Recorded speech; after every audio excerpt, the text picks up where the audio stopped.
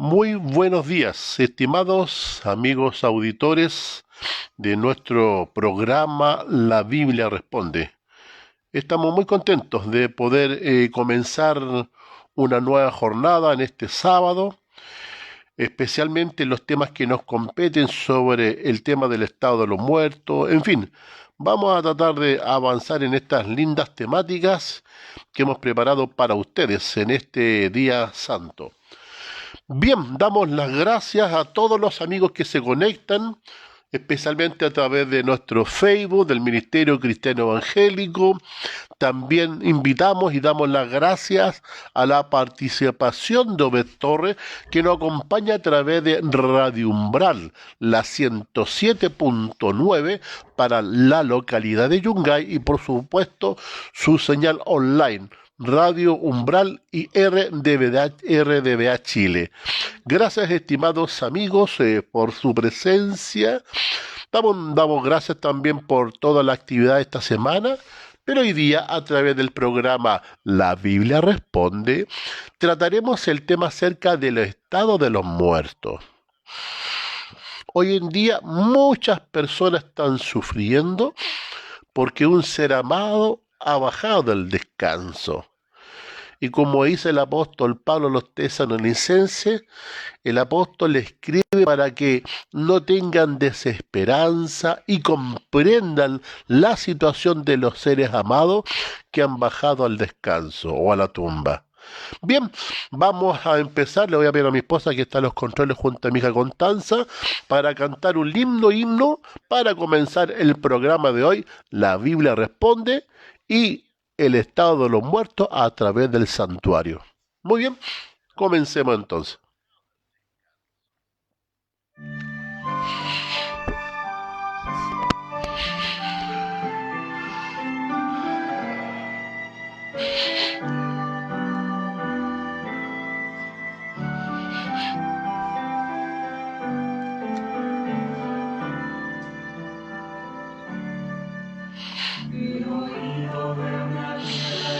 Nos alienada,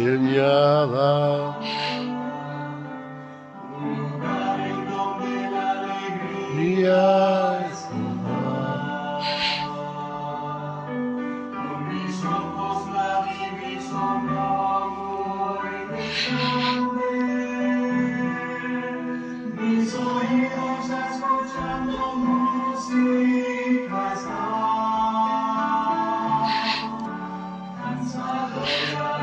Radio Umbral, RDBA Chile y su programa La Biblia Responde.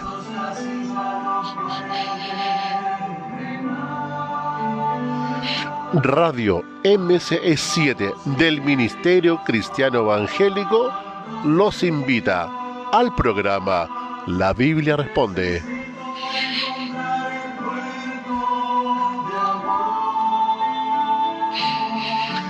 Después del río existe un lugar para mí. Después del río existe paz. Después del río existe felicidad sin fin. Oh, mi Jesús,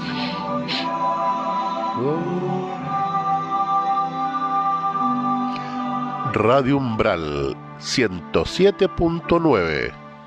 he soñado con aquellas bellas moradas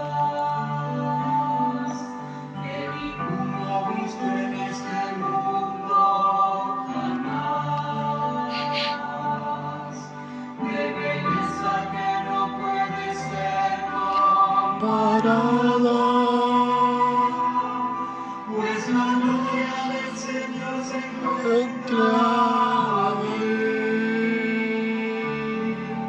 mucho más hermoso que el sol al ponerse. Vuelve el tiempo conocido en una flor. Esa que el encuentro para los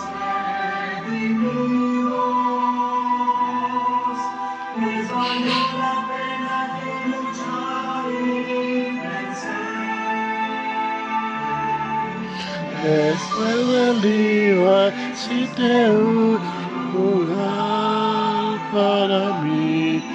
Después del río existe un paz. Después del río felicidad. Mami, vaya a ver cómo se escucha allá.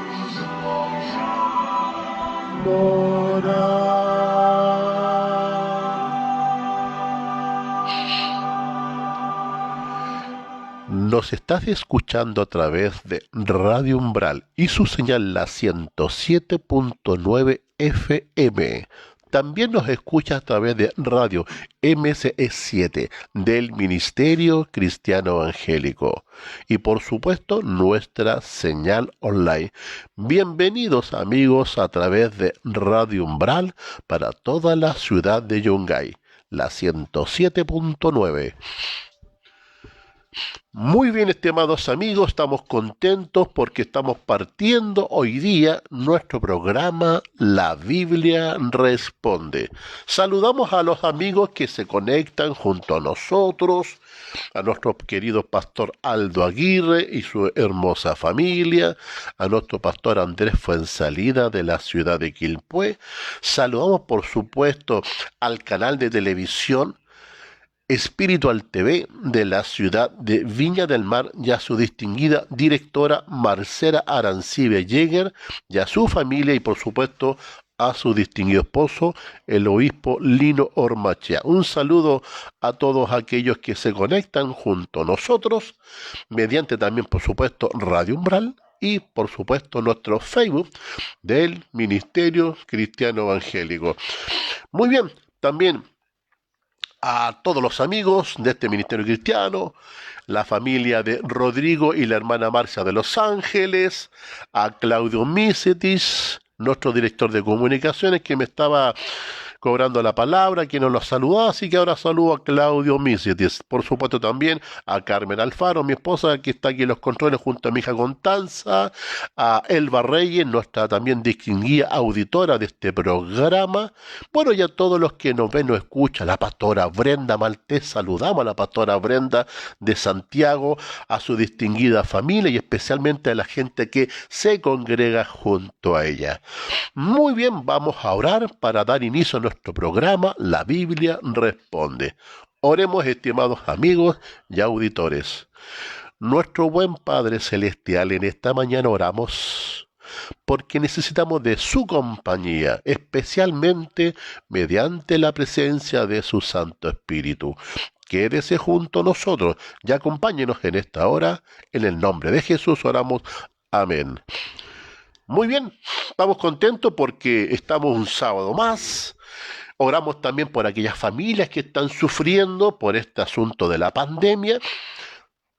Pero hoy día cabe la pregunta, ante tanto dolor, tanta tristeza, mucha gente en el mundo ha bajado el descanso, hay mucha gente que ha fallecido y por supuesto la pregunta es ¿qué dice la Biblia?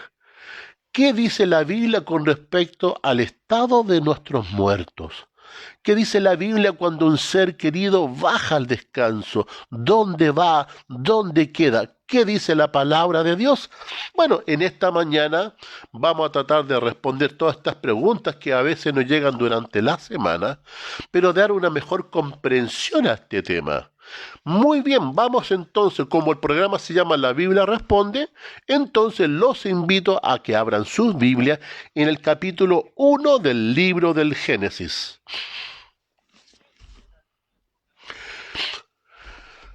Así que mientras buscamos el capítulo 1 del libro del Génesis, damos la bienvenida a este programa a través de la 107.9 Radio Umbral y RDBA Chile, ya su director José Obed Torres. También saludamos a Andrés Reyes, cierto que está conectado junto a nosotros, Daniel Acuña y todos los que se van sumando en esta mañana. Bueno, la verdad que todas las culturas, todas las religiones han tratado de trazar y explicar un poco acerca de este gran misterio acerca de la muerte y a dónde van nuestros seres queridos cuando bajan al descanso. Pero no es mejor ir al origen, ir al Génesis donde el hombre fue creado, y ahí Dios explica un poco esta situación. Pero miren lo interesante, en la creación, Dios tuvo una forma distinta de obrar con respecto a todo lo creado, pero excepto al ser humano. Por ejemplo, miren, si vamos al libro del Génesis, al capítulo 1, y al versículo 20, mire, fíjense, dice así: dijo Dios, produzca las aguas seres vivientes y aves que vuelen sobre la tierra, y en la tierra expansión en los cielos. ¿Qué dijo Dios? Produzca las aguas seres vivientes, y produjeron seres vivientes. Produzcan los cielos aves en la expansión de los cielos, y los cielos produjeron aves. Mire, lean ahora el versículo 24 del Génesis capítulo 1. Dice así: luego dijo Dios, produzca la tierra seres vivientes según su género, bestias y serpientes, animales de la tierra, según su especie, y fue así. Dijo Dios a la tierra, produzca seres vivientes, y la tierra produjo seres vivientes. Pero cuando vamos a la creación del hombre, esto fue completamente distinto. Dios no dijo así: la tierra produzca hombre. Pero sin embargo, al principio en la creación, Dios le dijo a las aguas que produjeran todo ser viviente, y las aguas produjeron peces y todos seres vivientes. A los cielos dijo: los cielos en su expansión, produzca el cielo aves en los cielos, y los cielos produjeron aves. Es decir, Dios mandó y existió. Buenos días, Pastor Aldo. Un abrazo, bendiciones para usted y para su familia, Pastor Aldo Aguirre. Pero sin embargo, a pesar que Dios dijo: haya en las aguas peces, hubieron peces, en los cielos haya aves, y las aves fueron producidas, dijo a la tierra: produzca la tierra todo ser viviente y animal y bestias, y la tierra produjo por orden de Dios. Pero sin embargo, en la creación, Dios no obró de la misma forma con respecto al hombre. Dios no dijo así: la tierra produzca hombre. El proceso y la explicación en la creación del hombre, no así en las demás creaciones, fue distinta. Dios necesitaba que el hombre comprendiese su propia naturaleza, que entendiese específicamente cómo fue formado y en qué circunstancias. No dijo Dios: la tierra produzca hombre, sino que en la palabra de Dios muestra que el hombre tenga muy claro cuál es su naturaleza, y por eso Dios especifica la forma en que el hombre fue creado. Vamos entonces al capítulo 2 del libro del Génesis, y vamos a leer el versículo 7 y el versículo 8. Entonces Jehová Dios formó al hombre del polvo de la tierra. Aquí Dios se da el tiempo de explicar paso a paso la creación del hombre y su naturaleza. Si nosotros vemos el capítulo 1 del Génesis, Dios explica de una forma distinta. Esto es todo por obra de la palabra de Dios. Dios mandó y existió. Dijo: las aguas produzcan peces y todo animal, y las aguas produjeron. Dijo Dios a la expansión de los cielos: produzca, y por la palabra de Dios hubieron aves en los cielos. Dios dijo hacia la tierra, y la tierra produzca todo a bestia del campo, y la tierra produjo por orden de la palabra de Dios. Pero aquí el trato con el ser humano es completamente distinto. Dios no dijo a la tierra que produzca hombre. Aquí Dios se da el tiempo de explicar paso a paso la creación del hombre, porque Dios quiere que entendamos claramente cuál es nuestra naturaleza, de qué forma fuimos creados. ¿Para qué? Para que entendásemos la naturaleza cuando el hombre baja al descanso. Dice así el capítulo 2 del libro del Génesis y el versículo número 7. Veamos entonces 2 y versículo 7 para entrar en el tema acerca del estado de los muertos. Entonces Jehová Dios formó al hombre del polvo de la tierra. Ya tenemos el primer antecedente. Aquí hay un acto directo de Dios. Un acto, no dijo Dios haga esto, no, aquí Dios viene. Toma del polvo de la tierra, toma el barro y empieza a modelar una figura. Y modela esta figura, pero hasta ese momento esa figura modelada era inerte, no había vida en esta figura. Dios personalmente va y se da el tiempo para que el hombre comprendiese su naturaleza y la formación y de qué estamos compuestos en nuestra creación. Aquí viene Dios personalmente, se da el tiempo, toma del polvo de la tierra y empieza con sus manos a modelar esta figura que hasta ese momento no tenía vida. Era simplemente una figura hecha de barro. Volvamos a Génesis capítulo 2 y versículo 7. Entonces Jehová Dios formó al hombre del polvo de la tierra, lo formó, lo modela y crea esta figura del polvo del barro. Hasta ese momento el hombre no tenía existencia y no tenía memoria. ¿Qué más dice ahí? Entonces Jehová Dios formó al hombre del polvo de la tierra y sopló en su nariz aliento de vida. ¿Qué hace Dios? Modela la figura inerte, sin vida de barro, y Dios dice que sopla en su nariz. Sopló un aliento de vida. ¿Cuál fue el resultado de combinar este barro inerte, esta figura inerte sin vida, y que Dios sople algo que no es del hombre, que estaba fuera de él? Dios sopló aliento de vida. ¿Cuál fue el resultado? Entonces Jehová Dios formó al hombre, primero del polvo de la tierra, modeló el barro, después sopló aliento de vida en la nariz. ¿Y cuál fue el resultado? Y fue el hombre un ser viviente. Para que el hombre llegase a ser un ser viviente, Dios tuvo que otorgar lo que se llama su aliento de vida, el poder de Dios, la obra del Espíritu Santo. Vale decir que esta figura que Dios había formado, esto es distinto, como sale en el capítulo 1, cuando Dios dijo así a las aguas, produzca las aguas. Cuando dijo los cielos, produzca el cielo. Cuando dijo la tierra, produzca la tierra. Si usted se da cuenta que hay un acto ya más personal, más íntimo en la creación, donde Dios se da el tiempo de tomar el polvo de la tierra, del barro, modelar esta figura humana, que hasta ese momento era inerte y no tenía vida.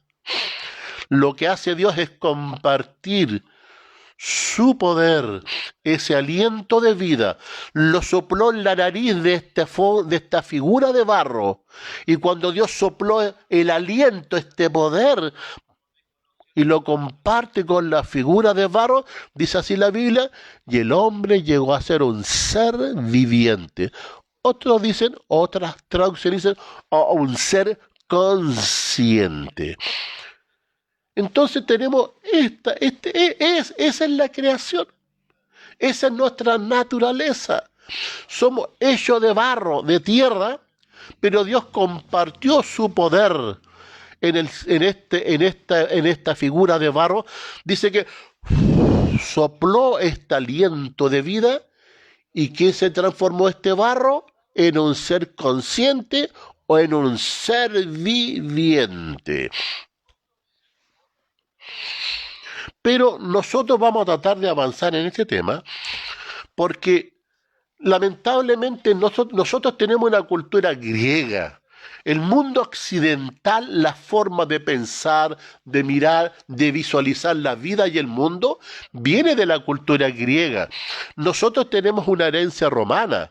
Los romanos, es decir, absorbieron la cultura griega, y nuestra cultura, sea protestante o no, viene de la iglesia popular. Nuestra forma de ver la vida Viene de lo que la Iglesia Popular nos ha otorgado, y la Iglesia Popular está basada en el pensamiento netamente griego. Entonces, nosotros hoy día queremos avanzar en el tema, pero desde el punto de vista de la Biblia y del pensamiento hebreo. No se olviden que el Génesis, Moisés, todo fue revelado en el pensamiento hebreo, en la cultura hebrea y no en el pensamiento griego. Por ejemplo, en la Biblia aparece la palabra cuerpo, alma, espíritu. Y ahí se hace una combinación de cosas que muchas veces se deja para la confusión. ¿Qué es lo que es el cuerpo? ¿Qué es lo que es el alma? ¿Y qué es lo que es el espíritu? Y de acuerdo al pensamiento griego y de la Iglesia Popular, surgen ideas que el mundo protestante absorbe y también las predica tergiversando el texto bíblico. Por ejemplo, nosotros, si usted se da cuenta, estimado amigo auditor, ya la primera lectura en Génesis 2:7 dice así: entonces Jehová Dios formó al hombre del polvo de la tierra. Hasta ahí era un ser inerte, sin vida, y sopló en su nariz ese aliento de vida, que es el Espíritu de Dios. Lo sopla, es decir, lo comparte, y el hombre fue un ser viviente. Esa palabra ser viviente o esa palabra alma, como se traduce, viene de una palabra hebrea que significa nefesh. Mi hija, voy a pedirle que muestre ahí un poquito para ya avanzar en la idea bíblica más bien. Ahí está, vamos a mostrar ahí, vamos a usar la tecnología. Miren la tecnología, que importante. Aparece ahí.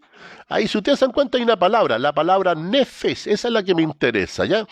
Tienen esa palabra hebrea, nefesh, donde usted encuentra la traducción de alma, viene específicamente de esa palabra hebrea que se llama nefesh. Pero la palabra alma o nefesh significa ser viviente o cuerpo.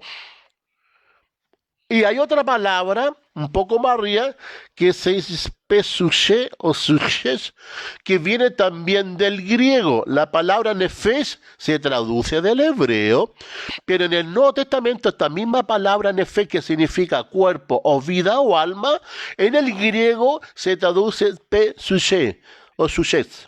Significa también lo mismo, pero una en hebreo y la otra en griego. Gracias, hija. Para que no se me canse los brazos de mi hija. Entonces, ¿dónde está el problema? El problema está en la traducción, transliteración de las palabras, tanto del griego pesuche o suje y del hebreo nefesh. Nosotros combinamos dos palabras y le damos un sentido distinto, pero la verdad de las cosas, que cuando vamos al original del hebreo nefesh, la palabra nefesh significa alma o ser viviente o cuerpo. No son dos cosas distintas, es exactamente lo mismo. En la traducción, la palabra nefesh, cuando traduce la Biblia ser viviente, es lo mismo que decir alma viviente. No es algo separado, es lo mismo, dicho de una u otra forma. El ser viviente o el alma viviente es exactamente lo mismo, es una traducción, no es una combinación de dos cosas, no es que dos cosas convivan en sí mismas. Estamos hablando de una interpretación de una palabra, estimados amigos, que han distorsionado por estas ideas griegas que no son bíblicas acerca del estado de los muertos. Por ejemplo, miren, vamos al capítulo 3 del libro del Génesis. Sigamos avanzando, estamos recién colocando las bases del tema. Hasta ahí Dios creó al hombre, personalmente toma del barro y modela esta figura humana, que aún no tenía vida en sí misma, pero el Señor quiere darle vida a esa figura de barro y va y viene, sopla ese aliento, el poder de Dios. Ya al soplar ese aliento, dice la Biblia, el hombre llegó a ser un ser viviente. O en el hebreo, alma viviente, que es exactamente lo mismo, alma o ser viviente. Hasta ahí íbamos todo bien. El hombre disfrutaba, ¿cierto?, de la creación de Dios. Dios con sus propias manos modela esta figura humana y lo creó a su imagen y a su semejanza. Hasta ahí Dios compartía la inmortalidad con el hombre.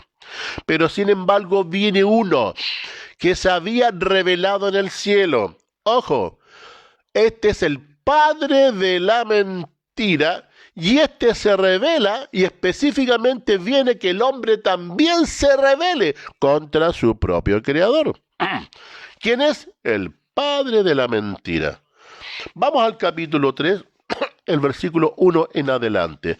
Veamos qué es lo que ha propuesto el padre de la mentira, que muchas iglesias, así como la iglesia popular e iglesias protestantes, hoy en día promueven la misma mentira que dijo Satanás en el Edén. Dice, pero la serpiente, el capítulo 3 y versículo 1, pero la serpiente era astuta más que todos los animales del campo que Jehová Dios había hecho, la cual dijo a la mujer, con que Dios os ha dicho, no comáis de todo árbol del huerto.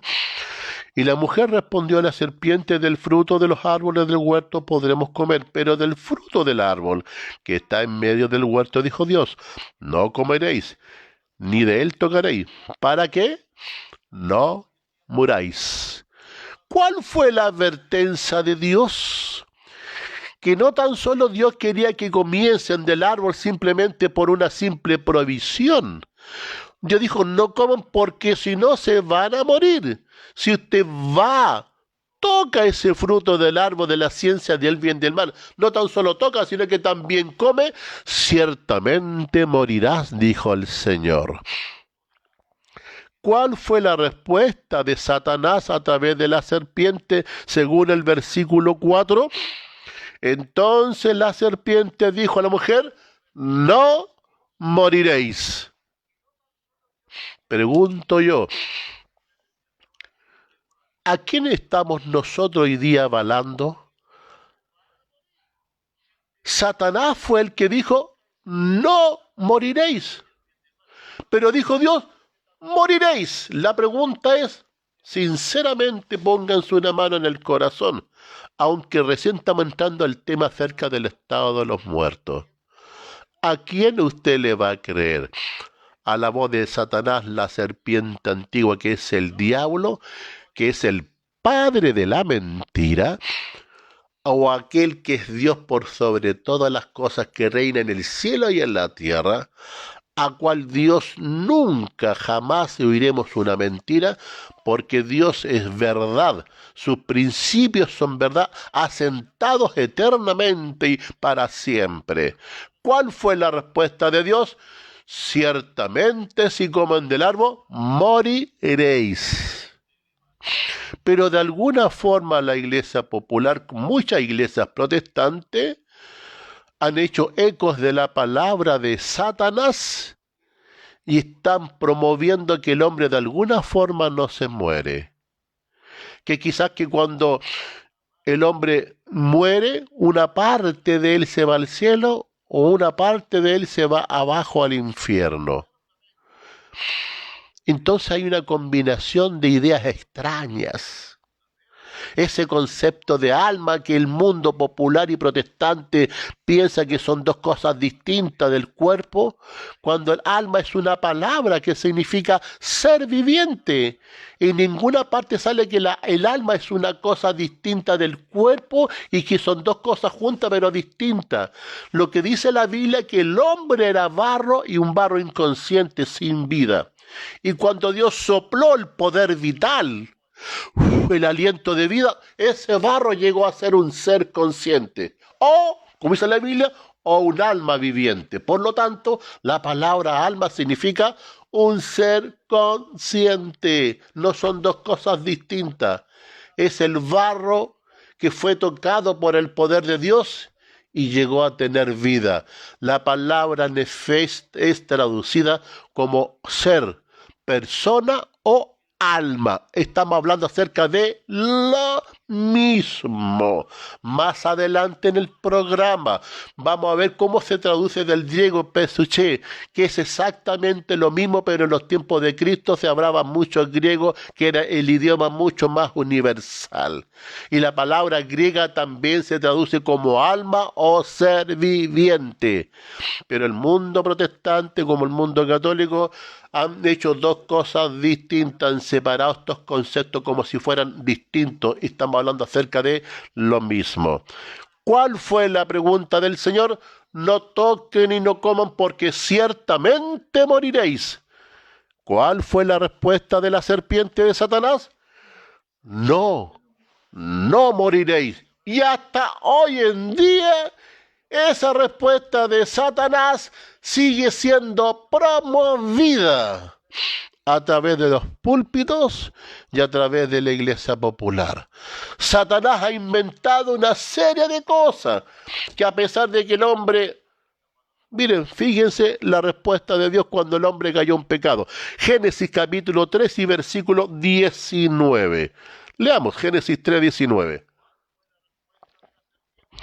¿Qué dice ahí?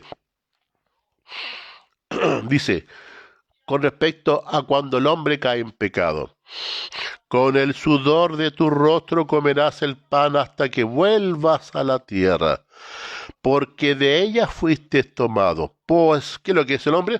Pues polvo eres y al polvo volverás. Dios vuelve a enfatizar. Tengan cuidado porque sí se van a morir. Y cuando cayeron en pecado, dijo Dios, bueno, como caíste en pecado, porque Satanás introdujo el pecado, pero el pecado trajo las consecuencias de que él instauró el imperio de la muerte. Dios no creó el imperio de la muerte. Dios creó en el Edén a una familia feliz. Dios otorgaba y compartía su inmortalidad para que el hombre fuese junto con Dios para siempre. Pero a causa de la rebelión de nuestros primeros padres, a causa de que ellos aceptaron la palabra, no morirán, hicieron caso. ¿Y cuál fue el resultado? Aunque dice Satanás que no morimos, pero ¿qué dijo Dios? Ciertamente morirás. ¿Y cuál fue el resultado? Porque del polvo fuiste creado. Dice, al polvo te irás. Entonces la pregunta, si la Biblia es tan clara, la Biblia responde, y es tan precisa. Si la Biblia me dice que por causa de mi rebelión, Dios no puede compartir su naturaleza inmortal con nosotros, aunque el que dijo no moriréis no fue Dios, fue la serpiente, el hombre por ese motivo, ¿a dónde dice la Biblia? Dice, al polvo volverás. Dice, volverás a un cielo hoy, o volverás a un cielo hoy, o a un infierno hoy. Temas que vamos a ver a futuro también, el cielo y el infierno. ¿Habrá un cielo hoy para el hombre o un infierno hoy para el hombre? ¿Qué dijo Dios? Mire, estimados amigos auditores, si así fuera, Dios lo diría claramente. Pero ¿qué dijo el Señor? Al polvo volverás. ¿Por qué? Porque cuando el hombre baja al descanso, usted se fija en el Génesis, Dios tomó del polvo de la tierra, del barro, modelo una figura humana que aún no tenía vida. ¿Y qué es lo que Dios otorga? El aliento de vida, y el hombre llegó a ser un ser consciente. ¿Qué es lo que hace cuando el hombre fallece? Dios retira ese aliento de vida, que es su poder, que es lo que donde viene la palabra espíritu. Que vuelva a Dios que lo dio. No es la parte consciente. Es que Dios retira el poder vital que Dios compartía con el hombre hasta que el hombre era obediente. Hasta ahí Dios compartía su inmortalidad. Del polvo de la tierra, el barro se combina con ese que sopla, ese poder vital, el Espíritu de Dios. Hasta ahí el hombre era un ser viviente, o la misma palabra alma, que es exactamente lo mismo, no son cosas separadas. No este concepto griego de la separación alma, cuerpo y espíritu que se inventó a través de los griegos, no es el pensamiento en hebreo. Nunca se olvide, estimado amigo auditor, casi el 90% de la Biblia es revelada en el pensamiento hebreo y no en el pensamiento helénico ni romano. Y el resultado que dijo Dios, por causa de esta rebelión, porque no creíste en mi palabra, ciertamente morirás. Creíste a la serpiente que dijo, no moriréis, porque del polvo fuisteis creado. ¿A dónde nos vamos? Al polvo volverás. ¿Cómo? Entonces Dios retira ese hálito de vida, su espíritu, el poder que le da vida, y el hombre se desvanece. ¿Y dónde vuelve? Al polvo de la tierra. Vamos al libro de Eclesiastés, un poquito para ir avanzando. Eclesiastés en el capítulo número 9, para que vean lo que hemos venido conversando. Está después de los salmos y después de los proverbios.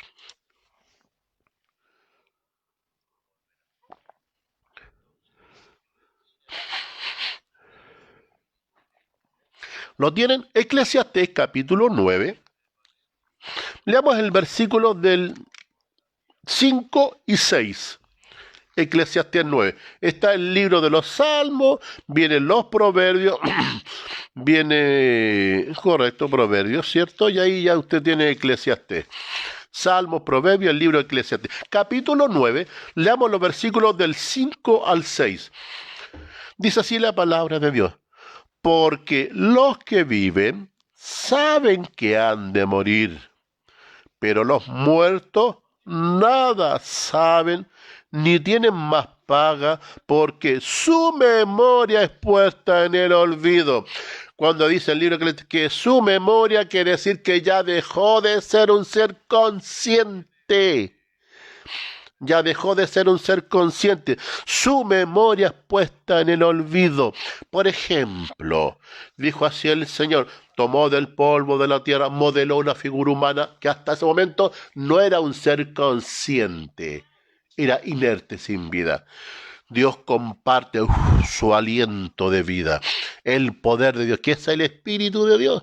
Por eso dice la Biblia, que el hombre vuelva al polvo de la tierra y el Espíritu que le dio vuelva a Dios. No es el ser consciente el que vuelve a Dios, es el poder que otorgaba a Dios, que compartía para que el hombre fuese un ser consciente. Cuando Dios retira su aliento de vida al Espíritu, su Espíritu que vuelve a Dios, que vuelve a Él, porque es de Él, porque vuelve a Él, no es la parte consciente. Cuando Dios retira, ¿qué pasa con la memoria del hombre? En Eclesiastés 9, después de los salmos y los proverbios, Eclesiastés 9, 5, porque los que viven, porque son conscientes, saben que han de morir, pero los muertos nada saben, no tienen paga, porque su memoria es puesta en él. Es como apagar el computador. Usted coloca la energía eléctrica, pum, o la batería, y aprieta el power y el computador se prende. Y ahí funcionan todos la memoria, los archivos, puede extraer todo lo que usted quiera. Pero sáquele la corriente eléctrica y sáquele la batería. ¿A dónde queda el computador? La memoria ya no funciona. Eso es un poquito lo que pasa en el hombre. Cuando Dios retira el poder de Dios, su espíritu, que vuelve a Él, que es su espíritu, no es la parte consciente. ¿Cómo dice el ET? Porque su memoria es puesta en el olvido. Versículo número 6, Eclesiastés 9:6. También su amor, su odio, su envidia fenecieron. ¿Qué es fenecer? Perecer. Perecieron ya. Y nunca más tendrán parte en todo lo que se hace debajo del sol. Leamos el versículo 10 ahora. Todo lo que te viene a la mano, viniera a la mano para hacer, hazlo según tu fuerza. Porque en el Seol, ¿qué es lo que es el Seol? La sepultura o la tumba. ¿A dónde vas? No hay obra, ni trabajo, ni ciencia, ni sabiduría. Dice aquí el Eclesiastés que a dónde vamos, al cielo hoy o a un infierno hoy. No niego ni un infierno ni un cielo. Lo que yo niego es hoy un infierno y hoy un cielo, de acuerdo a la Biblia. Dice, ¿a dónde vas? Al Seol. No dice tampoco Eclesiastés que vamos a un cielo hoy o a un infierno hoy. Dice, al Seol, ¿a dónde? ¿Y qué es el Seol? El sepulcro. Ustedes saben cuando las personas dicen que la van a llevar al cementerio, ¿no? ¿Y qué significa cementerio? Viene de una palabra griega que significa dormitorio. Investigue, busque la palabra cementerio, busque el origen de la palabra cementerio, a donde nos llevan en algún momento a todos, viene del griego que significa dormitorio. No se olviden de esta respuesta. Palabra cementerio significa dormitorio. ¿Y por qué digo esto? Porque en las palabras de Cristo van a tener mucha más claridad por qué vamos a un cementerio que en griego significa dormitorio. Por lo tanto, dice el libro de Eclesiastés que cuando Dios retira el poder vital, ese poder que compartía su naturaleza inmortal, cuando Dios la compartía, al retirarla del ser humano, el polvo que era creado vuelve al polvo y ese poder que es de Dios, no es la parte consciente, vuelve a Dios que lo dio. Lo que sucede, estimado amigo auditor, es que se ha hecho una confusión en la transliteración de algunas palabras, tanto del griego como del hebreo. La palabra alma o la palabra ser viviente es exactamente lo mismo. Es decir, una cosa de una forma distinta, pero significa exactamente lo mismo. Cuando yo me refiero al hombre, al ser humano, tomo el concepto del hebreo nefes, que significa hombre, ser viviente o alma viviente. No son dos cosas separadas, es lo mismo, es la forma de explicarlo exactamente de lo mismo. Por ejemplo, miren, vamos al capítulo 2 del libro del Génesis, volvamos rápidamente al capítulo 2 del libro del Génesis.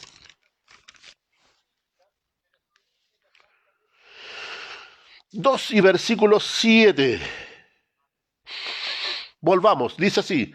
Entonces Jehová Dios formó al hombre del polvo de la tierra y sopló en su nariz, ¿qué cosa? Ese aliento, su espíritu, y llegó a ser, ¿qué cosa? Un ser viviente. Ser viviente, ¿se acuerdan? Ya. Vamos entonces a Primera de Corintios,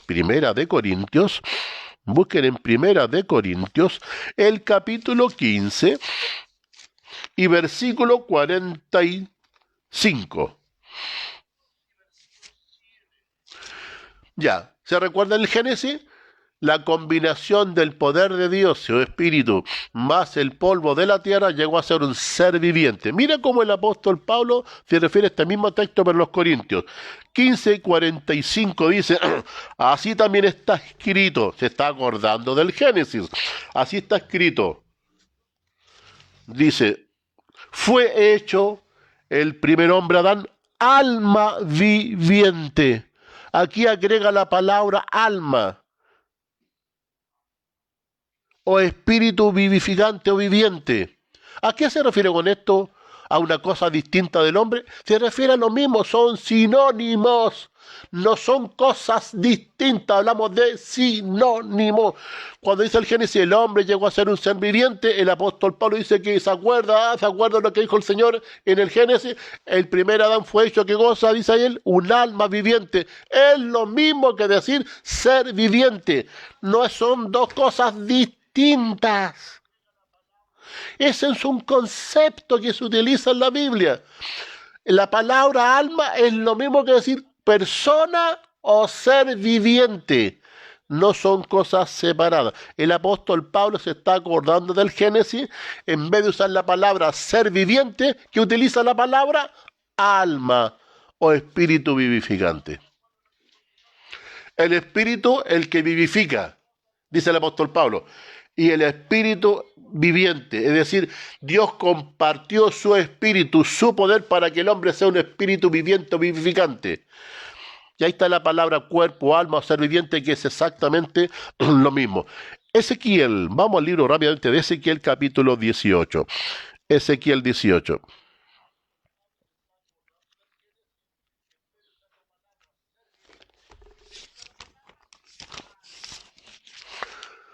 Ezequiel capítulo 18, versículo número 4. ¿Qué dice ahí? He aquí, todas las almas son mías. La palabra, volvemos, hay que volver a retirar. Cuando introducimos la palabra alma, del hebreo nefesh, o el griego pesuche, suje, cuando nosotros leemos la palabra alma y vamos al original en el hebreo, viene del nefesh. Cuando dice la Biblia, he aquí, Ezequiel 18:4, he aquí todas las almas son mías, no se refiere a una cosa distinta del cuerpo, se refiere a la persona consciente, porque Dios es el que otorga la vida, son de Él. ¿Quién formó al hombre? Dios formó al hombre. Dios es su creador, del polvo de la tierra, compartió su poder, su espíritu, su aliento vital, y el hombre es un ser consciente. Entonces, cuando dice aquí, y aquí todas las almas son mías, se está refiriendo a todos los seres vivientes son míos. Esa es en el fondo la transliteración. Dice, he aquí toda alma o todos los seres vivientes son míos, como el alma o la vida del Padre, así como la vida del Hijo es mía. El alma o la vida o la persona que peca, dice, esa morirá. Entonces aquí habla de un alma que peca y muere. Es decir, está hablando de un ser que vive, muere y peca. Es decir, el hombre al pecar muere o sigue viviendo, dice la Biblia, muere. No hay un alma inmortal porque muere, pero se refiere a la persona, al ser viviente que al pecar muere. Dice, miren lo que dice el apóstol Pablo a Timoteo. Vamos a primera de Timoteo, capítulo 6 y versículo 16. Que es lo que le escribe el apóstol Pablo a Timoteo para que lo tenga bastante claro, dijo el apóstol Pablo a Timoteo, no te confundas. Primera de Timoteo, capítulo 6 y versículo 16.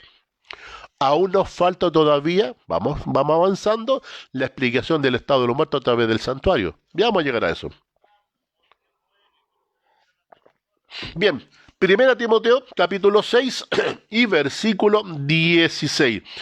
Dice así, el único que tiene inmortalidad, que habita en la luz inaccesible, a quien ninguno de los hombres ha visto, ni puede ver, al cual sea la honra, el imperio, sempiterno o siempre eterno, dice el apóstol. Amén.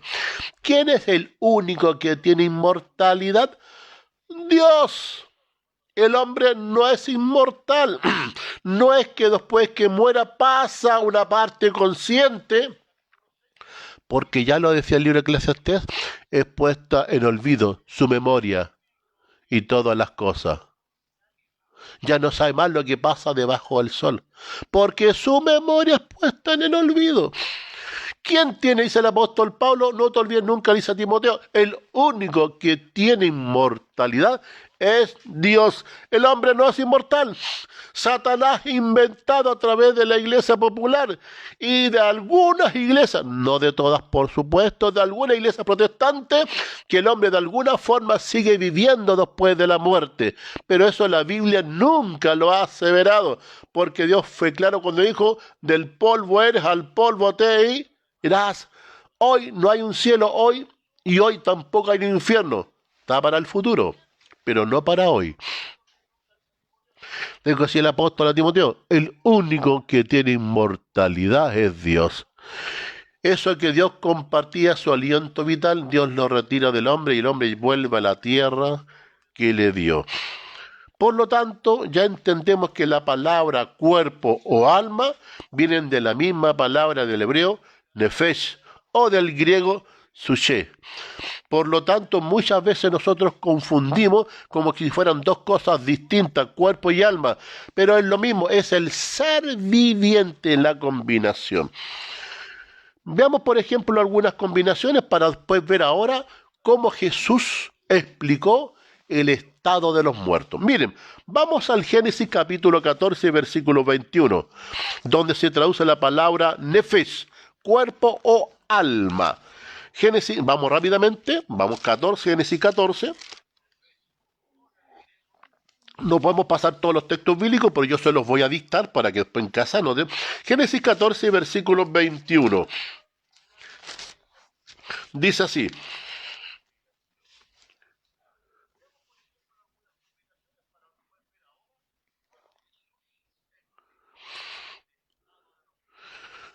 Disculpe, perdón, el libro de los números, un poquito más adelante, el número 5. Pero anoten, igual anoten Génesis 14, 21, pero me interesa el libro de los números. Números capítulo 5, versículo 7.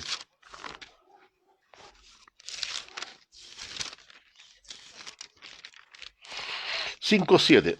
Dice, aquella persona confesará el pecado que cometió y compensará enteramente el daño y añadirá sobre ello la quinta parte y lo dará a aquel contra quien pecó. Aquí la palabra persona, fíjese, habla de persona. Es la palabra del hebreo nefes. La misma palabra cuerpo o alma, aquí la traduce como persona. Cuando se traduce del hebreo la palabra nefes, tiene varias aseveraciones que es lo mismo. Cuerpo, alma, ser viviente aquí es relacionada con persona. Pero es exactamente lo mismo.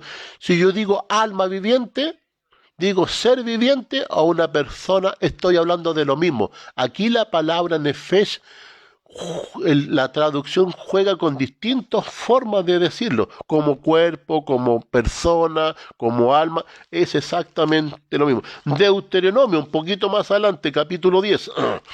Deuteronomio, capítulo 10. Versículo 22. Con 70 personas, dice ahí, con 70 personas descendieron tus padres a Egipto, y ahora Jehová te ha hecho como las estrellas del cielo en multitud. Y aquí vuelvo a tomar la palabra nefesh como persona. La misma palabra que ese se toma como alma, como cuerpo, ser viviente. Inclusive en algunos textos se habla de corazón, del punto de vista de la vida. Entonces la misma palabra nefesh que se saca para hablar alma o se saca para hablar cuerpo, ser viviente, aquí también se habla de persona. Vamos al libro de Mateo, al capítulo 6 ahora, Mateo 6. El libro de Mateo, ahora en vez de utilizar el hebreo, la palabra nefesh, como cuerpo, persona, ser viviente o alma, es lo mismo, no son cosas separadas, es lo mismo, estamos hablando de eso. Como quiere que una persona fuera alta y grande, no puede ser alta y grande, es lo mismo nomás. O el chico es bajo, es lo mismo, no son dos cosas distintas. Aquí ahora vamos a utilizar la palabra griega suché, P, suché como está escrito y P, suché está escrito así, suché, que es lo mismo que el nefesh del hebreo, pero es lo mismo ahora del griego, porque gran parte del Nuevo Testamento fue escrito en el griego, que era la lengua más común. Dios quería que se escuchara y se entendiera en todo lugar. Por lo tanto, en Mateo 6, versículo 25, cuando se traduce la palabra suché ahora, ¿qué dice ahí? En Mateo 6, 25, dice... Por tanto digo, no os afanéis por vuestra vida, que habéis de comer, o habéis de beber, ni por vuestro cuerpo, que habéis de vestir. ¿No es la vida más que el aliento y el cuerpo más que el vestido? Todo este concepto de vida de cuerpo viene de la palabra suché del griego, que lo traduce como vida, cuerpo. Es la misma palabra que se saca del hebreo para cuerpo, alma, o ser viviente, digamos, los evangelios utilizan esta otra palabra del griego, pero que es una relación de esta palabra hebreo. Miren, Mateo 16, 25, un poquito más adelante. Mateo 16, 25. Dice, porque todo aquel que quiera salvar su vida, aquí ya no se habla de personas, se habla de vida. Pero es lo mismo, hablar de persona, de vida, de alma, estamos hablando de... Porque todo aquel que quiera, dice así, ¿cierto? Salvar su vida, la perderá, y todo aquel que pierda su vida por causa de mí, la hallará. Entonces, todos estos conceptos tienen relación exactamente con lo mismo. Que Dios tiene la forma de indicarnos de que nosotros cuando vamos al Antiguo Testamento se utilizan ciertas palabras, pero que son exactamente porque son sinónimos, son símiles, iguales, se refieren a lo mismo. Y cuando usted va al Nuevo Testamento, la palabra suché significa exactamente lo mismo. Vida, cuerpo, alma, se refiere simplemente al ser consciente. Romanos capítulo 13. Va a ir avanzando. Ya estamos avanzando para entrar en detalle, ¿ya? Romanos capítulo 13.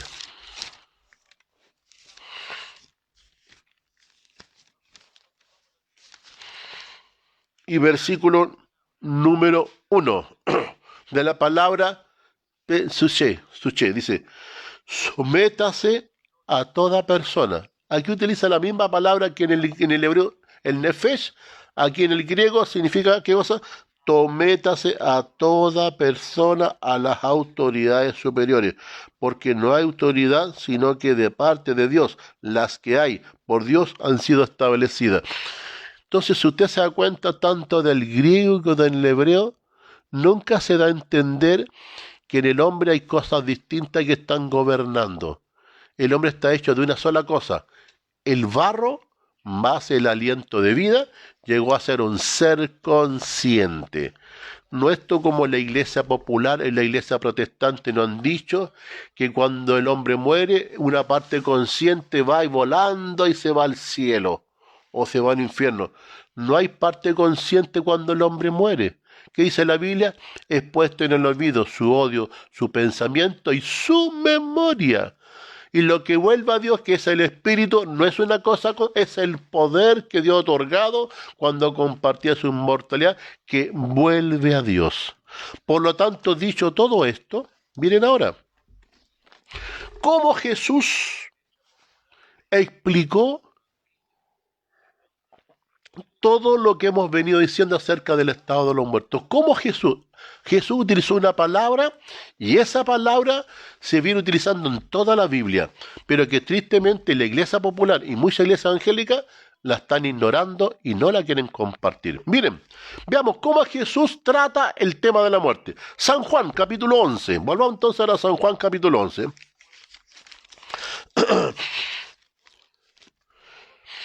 Ya, San Juan capítulo 11, vamos a leer los versículos del 11 al 23. San Juan 11, del versículo del 11 al 23. Miren, si usted ya llega a comprender, como dice el libro del Génesis, que cuando el hombre fue formado del polvo de la tierra y Dios sopló ese aliento de vida y llegó a ser un ser consciente, y cuando Dios tiene que retirar su Santo Espíritu, el poder que otorgó la vida al hombre, Dios retira y lo vuelve a Dios, y el hombre, como fue creado del polvo, al polvo tiras, y como dice Eclesiastés, que esa memoria, ese ser consciente se puso en el olvido, se apagó el computador. A esa situación Jesús le puso un nombre, a ese estado de los muertos. Mírese, San Juan 11 del 11 al 13, esta es la historia cuando Jesús va a resucitar a su amigo Lázaro. Y a Jesús le preguntan acerca de qué pasa con Lázaro. Lázaro ya en la tumba algunos días, está muerto. Y le preguntan los discípulos, ¿qué pasa con el muerto que está y dónde está? Miren la respuesta de Jesús. Preguntaron los discípulos, ¿dónde está Lázaro si ya está muerto? Miren la frase que Jesús utiliza para explicar lo que hemos venido diciendo. Vamos a hacer un resumen. San Juan 11, del 11 al 13, dice así. Dicho esto, les dijo pues, nuestro amigo Lázaro, ¿qué dice ahí? Duerme, mas voy a despertarle. Jesús explica ahora todo lo que hemos dicho, que las personas cuando bajan a la tumba, ¿cómo están? Durmiendo, porque su memoria es puesta en el olvido. Ya no saben lo que pasa debajo del sol. Su odio, su rencor, su envidia, feneceren y peneceren, como el computador que se apagó. A esa situación Jesús, ¿cómo la compara? Como al dormir. Porque cuando la persona está durmiendo no tiene idea de lo que pasa a su alrededor. a ese estado del ser humano, al estado de los muertos, como Jesús le llamó, dormir. Nunca dijo que Lázaro estuviera en un cielo hoy, nunca dijo que Lázaro estuviera en un infierno hoy, dijo duerme. Volvamos a leer. Dicho esto, les dijo después, nuestro amigo Lázaro duerme, mas voy a despertarle. Dijeron entonces sus discípulos, Señor, si duerme, ¿sanará? Pero Jesús decía esto, ¿de qué es ahí? De la muerte. No era del sueño físico cuando uno se cansa y hay que ir a descansar y dormir un rato. No, Jesús dice la Biblia. Pero Jesús dijo esto acerca de la muerte de Lázaro. Ellos pensaron que hablaba del reposar del sueño. No, Jesús está comparando el estado de los muertos como al dormir. Nunca se olvide de esto. Dijo Dios en el Génesis, ciertamente moriréis. ¿Quién dijo que no nos moríamos? ¿Dios o Satanás? Satanás dijo, no moriréis. Y él ha inventado toda una teología que el hombre cuando ya va al descanso, de alguna forma se va a un cielo hoy, o de alguna forma se va al infierno hoy. Y eso lo ha promovido la Iglesia Popular y la Iglesia Protestante, abrazada a esa teología que no es bíblica y la están promoviendo. Jesús fue claro, ¿no? Lázaro duerme, mas voy a despertarlo. Y no está hablando, dijo Cristo, del sueño, dijo de la muerte. Dijo así el Señor, del polvo fuiste creado, al polvo tirás. Por algo a las personas, ¿dónde las llevan? Al cementerio. ¿Y qué significa cementerio el griego? Dormitorio. ¿Qué es con respecto a los muertos? Más duermen. Pero, y esto no es nuevo. Jesús no está utilizando un concepto nuevo para el estado de los muertos. Miren, vamos a 1 Corintios capítulo 4. 1 Corintios capítulo 4.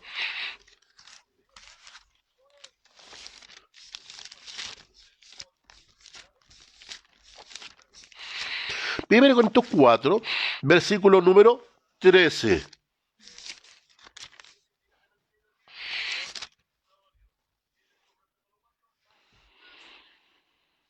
Perdón, disculpen, primera de Tesalonicenses. Primera de Tesalonicenses, capítulo 4. Dice así el versículo 13. Tampoco queremos, hermanos, que ignoréis acerca de los que duermen. El apóstol Pablo utiliza el mismo concepto, dormir. Tesalonicenses 4:13 dice, tampoco queremos, hermanos, que ignoréis acerca de los que duermen, para que no os entristezcáis como los otros que no tienen esperanza. Porque ¿cuál es la esperanza en todo esto? Si el hombre en el estado de los muertos es el dormir, el sueño profundo, el estado inconsciente, donde Dios retiró su hálito, su espíritu, no es una cosa consciente del hombre, es el poder que vuelve a Dios. Y el hombre volvió al polvo en la tierra, dijo así el apóstol Pablo, no se pongan tristes, no ignoren acerca de quiénes, de los que el apóstol Pablo utiliza el mismo concepto de Cristo, el concepto del dormir, porque llegará un momento cuando Cristo venga en su segunda venida, y a la final trompete con trompeta de Dios, y diga a Cristo, igual que Lázaro, ven fuera, muchos que duermen en el polvo se levantarán para recibir la compensa y otros quedarán en el polvo hasta después del milenio para recibir, por supuesto, vergüenza y confusión eterna. Si usted se fija, Jesús no utilizó un concepto nuevo. Miren, 1 Corintios 15, versículo 6. 1 Corintios 15, versículo 6. ¿Qué dice? Dice, después apareció a más de 500 hermanos a la vez, de los cuales muchos viven aún y otros ya duermen. O sea, cuando la Biblia explica el estado de los muertos, siempre lo asocia, ¿qué cosa? Al dormir. Hechos 7. Vamos al libro de los Hechos, capítulo 7. Esta es la historia del apedreamiento del primer mártir de la iglesia primitiva. Este es cuando a Esteban se lo va a apedrear. Cuando Esteban se lo apedrea, ¿cierto? Y se lo lleva a la muerte. En Hechos 7, el versículo 60, mire cómo los apóstoles explican la muerte de Esteban. Hechos 7, versículo 60, dice así: puesto de rodillas, clamó a gran voz: Señor, no le tomes en cuenta este pecado. Y habiendo dicho esto, ¿qué dice ahí? Durmió. ¿Cómo explica el libro de los Hechos cuando Esteban muere? Durmió. No dice que se fue a un cielo hoy o a un infierno hoy, porque no estoy negando un cielo ni un infierno. Pero lo que niego es hoy un cielo o hoy un infierno. Hay un infierno después del milenio. Y hay un cielo después de la segunda venida. ¿Cómo dice el apóstol que es lo que le pasó a Esteban? Hechos 7:60. Y puesto de rodillas, clamó a gran voz: Señor, no les tome en cuenta este pecado. Y hablando esto, ¿qué pasó con Esteban? Durmió. Las mismas palabras de Jesús: más voy a despertarle porque Lázaro duerme. O sea, esta comparación de la Biblia al estado de los muertos es al dormir. Eclesiastés ya lo dijo, el 9. Su memoria es puesta en el olvido, se apagó el computador. Veamos otro texto. Miren un texto maravilloso. Daniel 12, el profeta Daniel, y versículo 2.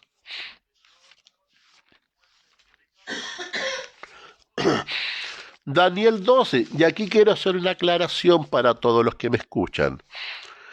Daniel 12, del 1 al 3, no lo pueden separar del capítulo 11. Daniel 12, del 1 al 3, es parte del capítulo 11. Pero me interesa el versículo, miren, leamos el 1 y el 2. Cuando en el tiempo, al fin dice el capítulo 11, se levanta el rey del sur. A futuro vamos a estudiar el rey del sur, como los que profecía, y se levanta el rey del norte, estos poderes que en el tiempo del fin van a luchar. Miren lo que dice el capítulo 12, el 1 y el 2. Y en aquel tiempo, en el tiempo del fin, se levantará Miguel. ¿Quién es Miguel? La palabra griega del griego Micael, que es Cristo. Miguel es un nombre que significa ¿quién como Dios? O no hay otro como Dios. Del griego Micael.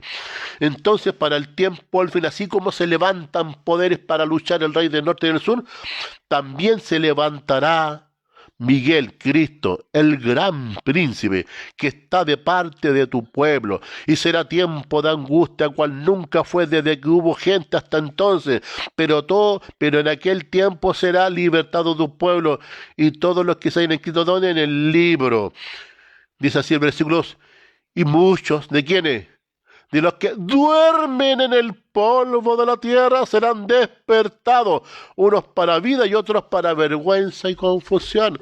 ¿Qué hace el Señor? Lo mismo que hizo con Lázaro. En el tiempo del fin, el hombre será despertado cuando Cristo venga, pero cuando Miguel se levante, van a ser despertados y no antes. ¿Qué significa cuando Miguel se levante? Cuando Cristo deja de interceder en el santuario celestial, no antes, cuando Cristo deja de interceder, cuando se termina la intercesión y Cristo se saca las vestiduras de sumo sacerdote y se pone la de rey de reyes y señores, cuando Cristo venga a la tierra en su venida, muchos. Daniel también compara la muerte con el dormir. Muchos de los que duermen serán despertados, algunos para vida y otros para confusión y muerte eterna. Leamos el versículo 13 del mismo capítulo 12 de Daniel. Leamos un poquito el 13. Con respecto a Daniel, veamos qué es lo que Dios le dijo a Daniel. ¿Cuál fue la palabra de Dios al profeta Daniel? Daniel 12, versículo 13. Tú irás hasta el fin. ¿Y qué dice ahí? Y reposarás. Y te levantarás para recibir tu heredad al fin de los días. ¿Qué dijo el Señor Daniel? ¿Vas a reposar o vas a dormir? Pero en el tiempo al fin te vas a volver a despertar o levantar. Miren lo que dice el libro de Job. Miren, Job 7, versículo 21. El mismo. Job 7, versículo 21. Vamos rápidamente, porque nos falta ahora explicar el tema de a través del santuario. Job capítulo 7 y versículo 21. Dice, miren, ¿y por qué no quitas mi rebelión y perdonas mi iniquidad? Porque ahora dormiré en el polvo, y si me buscares de mañana, ya no existiré. ¿Qué dijo Job? Él tenía conciencia acerca del estado de los muertos, porque voy a dormir, ¿dónde? En el polvo.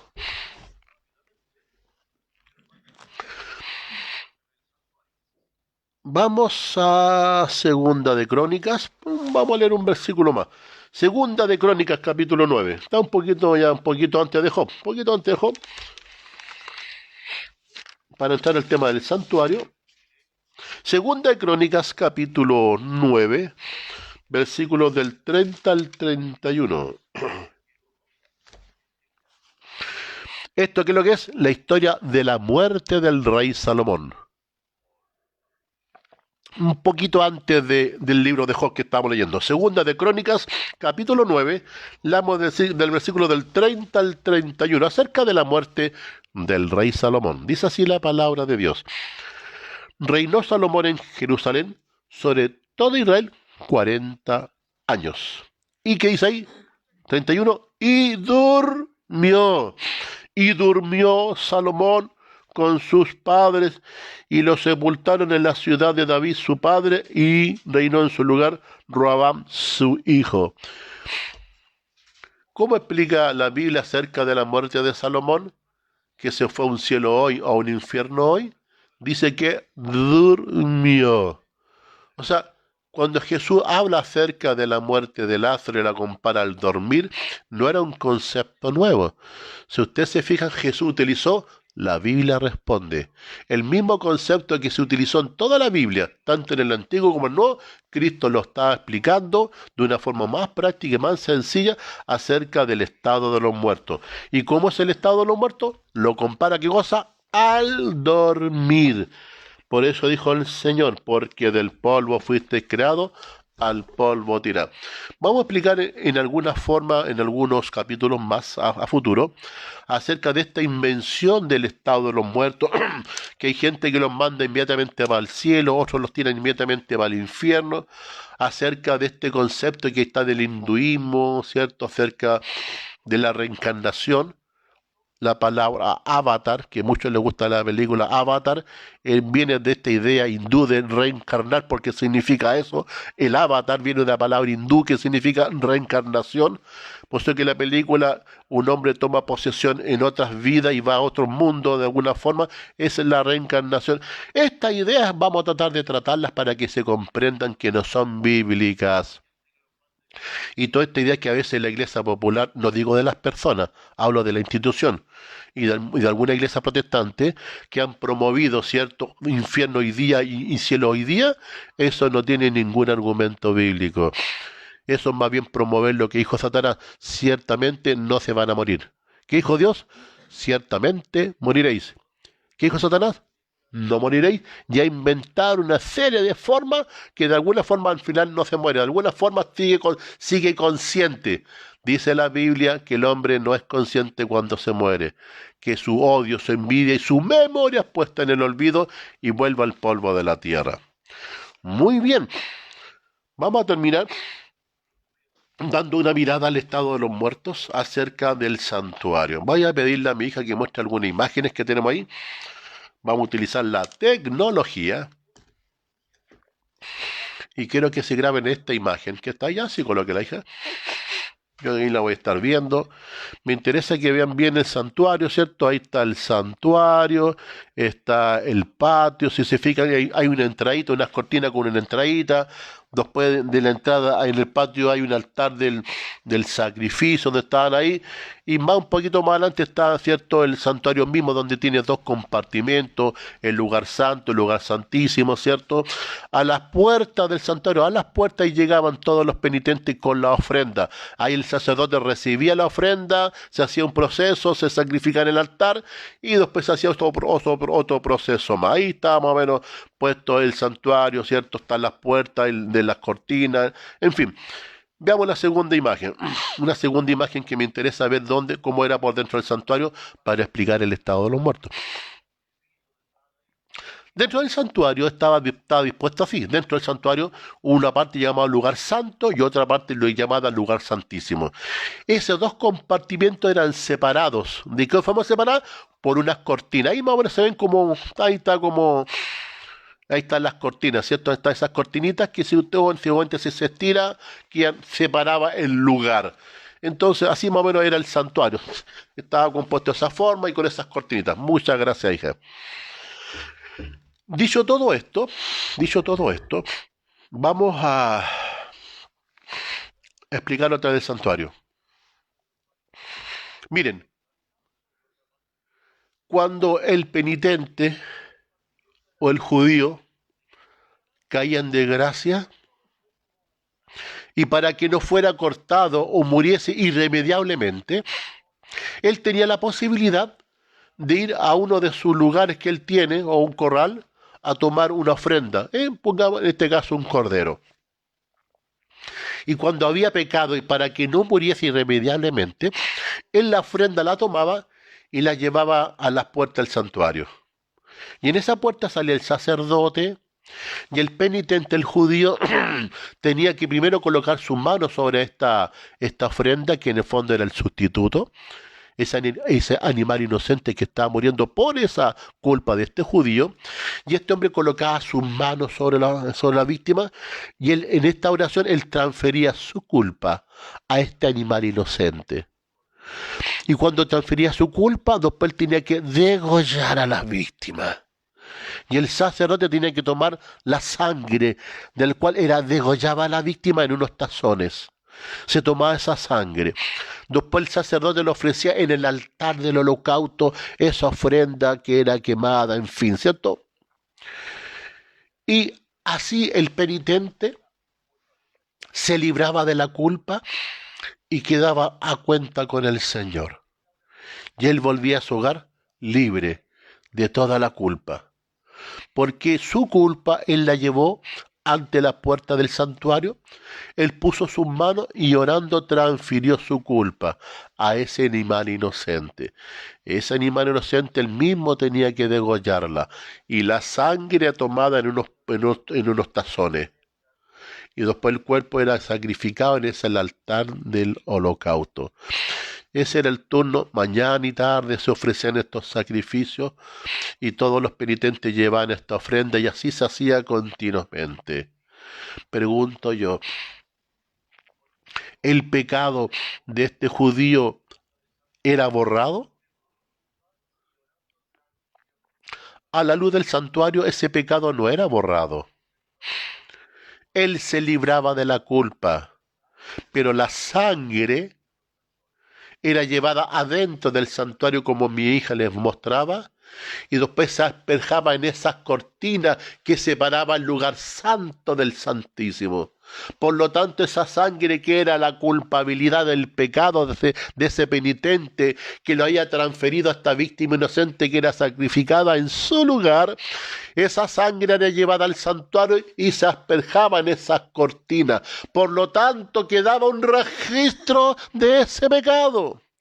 Vale decir que el pecado no era borrado todavía porque quedaba un registro. En esas cortinas, esa sangre que era salpicada en las cortinas era el registro que había quedado de ese pecado. Si bien es cierto, el penitente se iba y se libraba de la culpa, pero sin embargo durante el año seguía ese registro porque quedaban las cortinas manchadas con esa sangre inocente. Por lo tanto, el penitente en ese momento se iba a su hogar libre de la culpa, Dios lo perdonaba, Dios lo ponía de vuelta en la condición de hijo de Dios, pero aún no era borrado ese pecado, quedaba un registro. Pregunto yo, ¿en qué momento del santuario terrenal, de acuerdo a lo que levantó Moisés, ¿cierto? Y después Salomón, ¿en qué momento ese registro, esa sangre que quedaba dentro, que era el pecado, en qué momento se limpiaba, se purificaba? Había otra fiesta, que era el día de la expiación, o el Yom Kippur, donde en ese momento, en esa fiesta distinta de todos estos eventos, el sumo sacerdote tenía que oficiar para entrar al santuario y en forma simbólica sacar las cortinas, limpiar, y se limpiaba, ¿cierto?, de todo el registro que quedaba en ese momento de todos los que habían pecado en Israel. O sea, si usted se da cuenta, el judío cuando lleva al santuario, a la puerta del santuario, cuando lleva la ofrenda y sacrifica la ofrenda y esa sangre es metida dentro del santuario y se ponen las cortinas, es distinto. Fíjense, es distinto al pensamiento griego, porque ese hombre era librado de la culpa, pero el pecado aún permanecía en el santuario, no era borrado. Por lo tanto, aún no se decidía su suerte. Simplemente por misericordia no moría irremediablemente. Él tenía que morir irremediablemente, pero el Señor, en su misericordia, puso un sustituto. Esto era un ejemplo de lo que Cristo haría por nosotros en la cruz. Si bien es cierto, Él se liberaba de morir irremediablemente, pero aún quedaba un registro. Él se libraba de la culpa, quedaba cuenta con Dios, pero un registro aún quedaba y aún no se libraba. Pero después venía el tiempo, después venía el día de la expiación y el Yom Kippur, que era donde se limpiaba. ¿Qué dice el Levítico? Que en ese día se decidía. Aquellos que habían confesado, que habían entregado sus vidas, a los que habían ayunado en el día de la expiación, y cuando se ofrecía la intercesión del sacerdote, se decidía toda la suerte, y aquellos que no eran librados eran cortados del campamento. Pero no eran cortados cuando entregaban la ofrenda por el pecado, eran cortados el tiempo después cuando se hacía el día de la expiación. Por lo tanto, dicho todo esto, si un judío el día 1 de enero entrega la ofrenda, sacrifica el animal, y esa sangre queda en ese registro adentro, y el día 2 de enero muere por otras causas, ¿a dónde se va este judío? ¿Al cielo o al infierno ahora? Cuando recién su suerte se decide en el día de la expiación. Cuando el judío sacrifica ese animal, pone sus manos, él se está librando para que haga cuenta con Dios, porque esa sangre queda en el santuario registrada. Y ahí hay que esperar que pasase harto tiempo durante el año para llegar al día de la expiación, en ese día, el día de la limpieza, cuando ahí se decidía la suerte de cada uno, si seguían en el campamento o eran cortados del campamento. Pero pasaba largo tiempo, varios meses para que llegara. Por eso les pregunto yo, a la luz del santuario, si un penitente el día 1 de enero entregaba la ofrenda y ponía sus manos, ¿cierto?, y celebraba la culpa, pero resulta que en el mismo mes de enero por otra causa muere, pero resulta que hay que esperar, pues.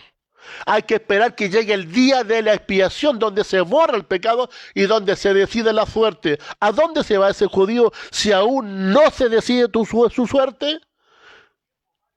¿Cómo alguien se va a ir al cielo o al infierno hoy día si recién hay que esperar el día de la expiación? Porque en ese día se decide su suerte. No se decide cuando él entrega su ofrenda y cuando confiesa su pecado. La decisión de que alguien permanece en el campamento, de acuerdo al santuario terrenal, era en el día de la expiación. Pregunto yo en esta línea de tiempo. El 1 de enero alguien entrega un sacrificio, pone sus manos sobre su ofrenda, la sangre se va dentro del santuario, queda este registro en el santuario. Él se libraba, que daba cuenta, pero el registro permanecía. ¿Y qué pasa si ese mismo judío a la semana fallece de un ataque al corazón? ¿A dónde se va cuando se muere? Si tiene que esperar hasta el día de la expiación del Yom Kippur para decidir toda su suerte. ¿Cómo es posible que alguien diga que se haya un cielo hoy día, un infierno hoy día, si todavía no se decide su suerte? Por lo tanto, vamos al libro de Daniel, para ir terminando. Daniel capítulo 7. ¿Cuándo se decide la suerte de todo hombre? Cuando se muere o en el día de la expiación. En el día de la expiación. Y no antes. Si un judío se muere mucho antes, mucho tiempo de que venga el día de la expiación, en ese momento, ¿cómo se va a ir un cielo o un infierno si aún no se decide toda su suerte? ¿Qué dijo el Señor? Porque del polvo fuiste creado, al polvo te irás. Vale decir, el judío va al polvo a esperar la suerte que se decide en el día de la expiación. Daniel capítulo 7, versículos 9 y 10. Dice: estuve mirando hasta que fueron puestos tronos. Se sentó un anciano de días cuyo vestido era blanco como la nieve y el pelo de la cabeza como lana limpia, y su trono llama de fuego. Y la rueda del mismo fuego ardiente. Un río de fuego procedía y salía delante de él. Millares de millares le servían y millones de millones asistían delante de él. El juez se sentó y los libros fueron abiertos. Día de la expiación o el Yom Kippur. La pregunta es, el profeta Daniel muestra que va a haber un momento en que el Padre se sienta, Cristo es invitado a este gran tribunal y cuando se sientan, el juez se sentó y los libros fueron abiertos. La pregunta es, ¿cuándo se abre ese evento? ¿Cuándo empieza este juicio? ¿Cuándo empieza el día de la expiación? Daniel capítulo 8 y versículo 14. Los ángeles se preguntan, ¿hasta cuándo, Señor? ¿Hasta cuándo? ¿Cuándo empezará el juicio? ¿Cuándo empezará el día de la expiación? Lo mismo que en el santuario terrenal. Daniel 8, versículo 14, se le responde así, dice: y él le dijo, hasta 2300 tardes y mañanas, luego el santuario será Yom Kippur. ¿Cuándo empieza el día de la expiación? Hasta 2300 tardes y mañana el santuario será purificado. Pregunto yo, no lo vamos a hacer hoy día. Esta es la profecía de las 2300 tarde y mañana, que parte en el 457 a.C. y termina en 1844. Y en 1844 dice así la Biblia: los tronos fueron puestos, el juez se sentó y los libros fueron abiertos. ¿Cuándo empieza el juicio, el día de la investigación? ¿Cuándo empieza el juicio investigador? ¿Cuándo empieza el Yom Kippur? En 1844. Pregunto yo, si recién los libros para enjuiciar se abren en 1844, pregúntese esto, desde el Génesis, desde ahí, desde la creación, todos los que han bajado al descanso hasta 1844, ¿dónde están? ¿A dónde se fueron? Todos los que han bajado al descanso, desde Adán en adelante hasta 1844, ¿a dónde se habrán ido si aún no se ha decidido su suerte? ¿No dice el profeta que hasta 2300 tarde y mañana, es decir, hasta 1844, los libros serán abiertos? Vale decir, si aún no se ha hecho el día de la expiación antes de 1844, ¿cómo entonces la gente se va a ir a un cielo hoy día o un infierno hoy día si aún no se ha decidido su suerte? No existe esa teología a la luz del santuario, es imposible, porque el juicio empieza en 1844 y no antes. Vale decir lo mismo que se hacía en el santuario terrenal. La suerte del penitente no se decidía cuando llevaba la ofrenda, se decidía en el día de la expiación. Porque esa persona que sacrificaba a ese animal, la sangre se llevaba adentro del santuario, se asperjaba en las cortinas y quedaba ese registro. Pero ese registro era borrado en el día de la expiación, donde se ponía Dios a cuenta con el pueblo, donde algunos eran parte o eran cortados del campamento. Por lo tanto, si a mí me dice la Biblia que hay un día de la expiación para toda la humanidad, que existe un Yom Kippur y que ese Yom Kippur parte en 1844 porque al profeta se le dice ¿hasta cuándo? ¿Será hasta cuándo? Hasta 2300 tarde, ahí el santuario será purificado y la profecía dice que partimos del 457 y lo extendimos hasta nuestro día, hasta 1844 y como dijo Daniel, el templo fue abierto en el cielo, el juez se sentó y los libros fueron abiertos. Si ahí recién se empieza a decidir la suerte de alguien, entonces, ¿dónde se fueron los muertos antes de Adán en adelante? Si aún no se había decidido, porque Dios tiene que dar garantía a todos los ángeles del cielo de la decisión que tomó. ¿Y cuándo da garantía? ¿Antes de 1844 o después de 1844? Dos, pues. Por lo tanto, a la luz del santuario, el estado de los muertos de un cielo hoy día, un infierno hoy, no cuadra. Nunca te olvides de esto. El penitente llevaba la ofrenda, la sacrificaba. Esa sangre era ya dentro del santuario. Si bien es cierto, él quedaba cuenta, pero ese pecado aún permanecía dentro del santuario. Cuando recién se borraba y se decía su suerte, en el día de la expiación. Por eso Jesús comparó la muerte del hombre a un dormir. Y cuando Cristo decida la suerte en el día de la expiación de cada uno de nosotros, cuando Cristo decida nuestra suerte en el día de la expiación en el Yom Kippur en 1844, dice así la Biblia, cuando venga Miguel, el gran príncipe, para el tiempo del fin. Es decir, Cristo en su segunda venida, que dirá, despertar moradores del polvo. Ahí recién los va a despertar. ¿A quiénes? Aquellos que creyeron en Cristo Jesús, aquellos que sinceramente aceptaron, serán resucitados para vida y confusión, y otros después del milenio van a resucitar para recibir, ¿qué cosa? El lago de fuego. Si usted lee Apocalipsis 20, dice que cuando Jesús viene después del milenio y desciende en la Nueva Jerusalén y Satanás junto con aquellos que no se arrepintieron intentan rodear el campamento, ahí dice que ahí recién cae fuego del cielo y no cae antes, recién, y los consume.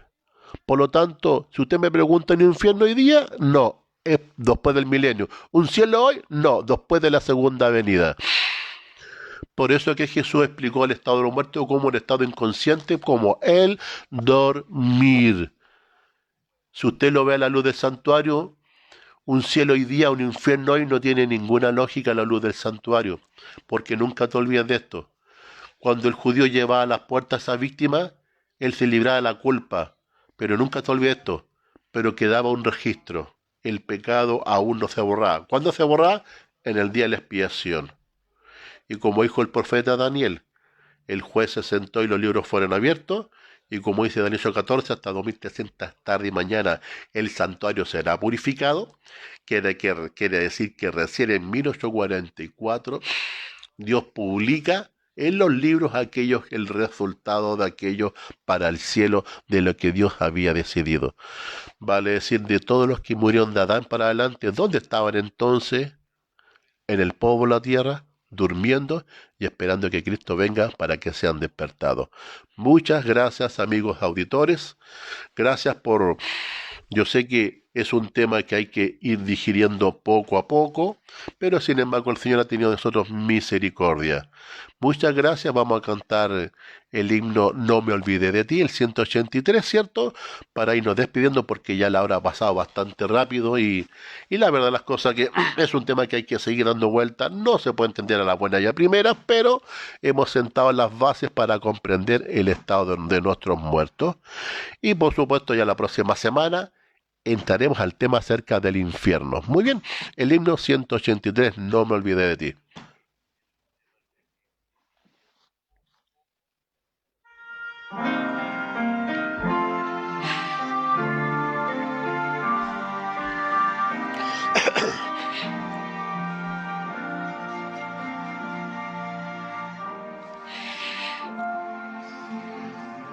Va de esta vida, debilita ya tu fe.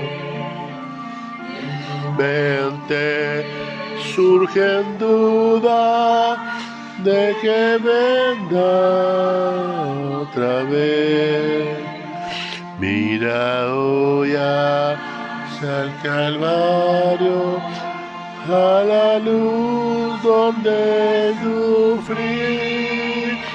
¿Qué más pruebas quiere que esta? Te amé hasta morir. Que pienses que me muero y sientas que me abrazo. Un día prometí volver y pronto lo diré. Aunque piense que me muero, hasta que me atraso, yo no me olvidé de ti. Vendré otra vez.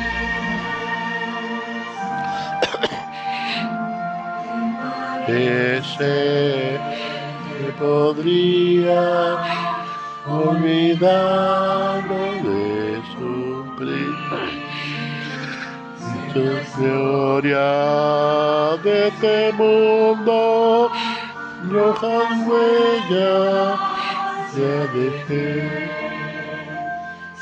La madre se olvidará de su hijo alguna vez, que más hija más dejaría olvidarme yo de ti. Aunque piense que demoro, sientas que me atraso. Un día prometí volver y pronto lo cumpliré. Aunque pienses que demoro y sientas que me atraso, yo no me olvidé de ti. Vendré.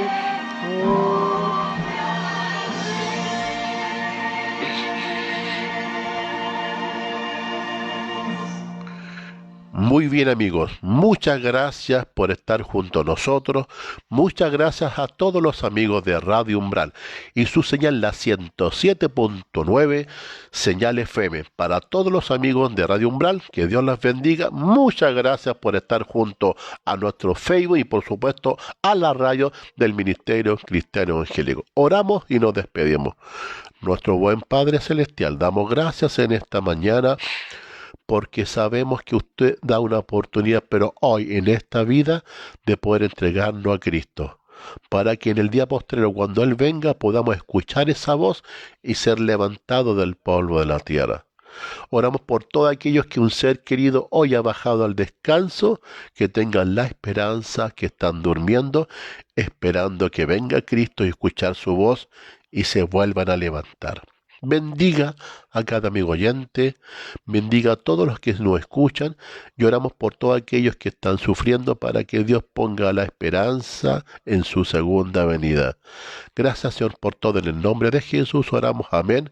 Que Dios les bendiga y la próxima semana veremos el tema del infierno. Ok, chao, chao. Hasta la próxima oportunidad.